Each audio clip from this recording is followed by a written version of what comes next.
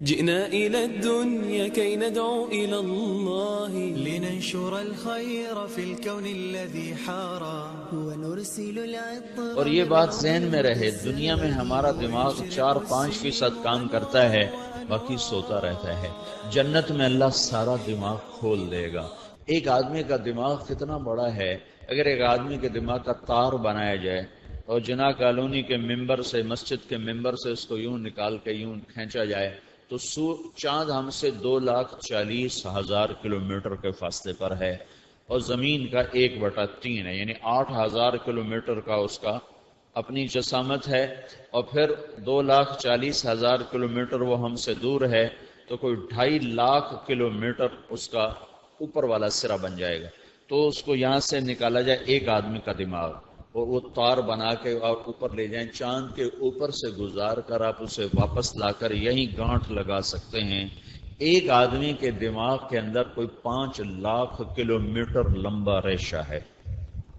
ایک آدمی کے دماغ کے اندر، اور یہ جو 5 لاکھ کلومیٹر کا ریشہ ہے، اس کے ہر پن پوائنٹ، جہاں تم ایسے پن رکھو، پن کی نوک کتنی باریک ہوتی ہے، اس کے اندر پورا ایک کمپیوٹر چھپا ہوا ہے جو کام کرنے کے لیے تیار ہے، لیکن دنیا کا ظرف بہت چھوٹا ہے، یہاں وہ کام اپنی طاقت دکھا نہیں سکتا، تو اللہ تعالیٰ نے اسے سلا دیا ہے، اس میں سے صرف 4-5% کام کرتا ہے، باقی سویا رہتا ہے۔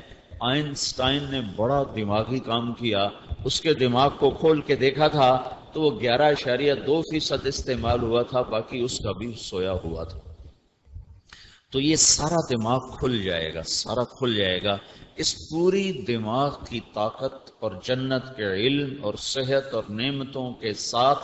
جنتی مانگے گا اور تھک جائے گا، پھر مانگے گا اور تھک جائے گا، پھر تیسری دفعہ اللہ فرمائے گا اور مانگ اور مانگ، پھر یہ مانگنا چاہے گا اور مانگتے مانگتے مانگتے انتہا کر دے گا،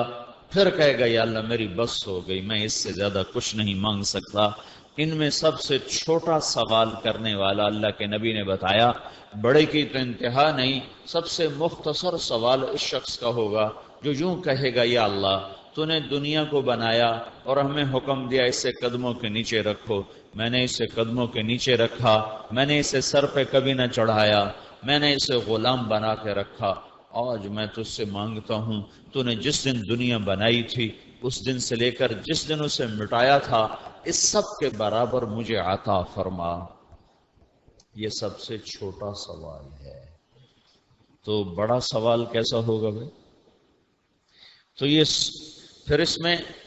جو اللہ کے نیک بندے ہیں ان کا علم زیادہ ہوگا،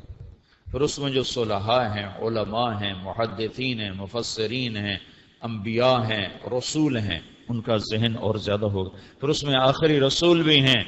ان کو کون ناپ سکتا ہے، کون تول سکتا ہے؟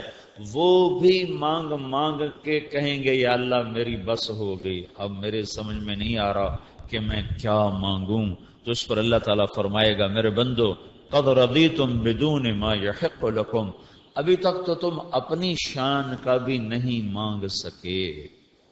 میری شان تو ابھی بہت دور ہے، ابھی تک جو تم نے مانگا ہے وہ تمہاری اپنی شان کا نہیں ہے، تو میری شان تو بڑی دور ہے، لیکن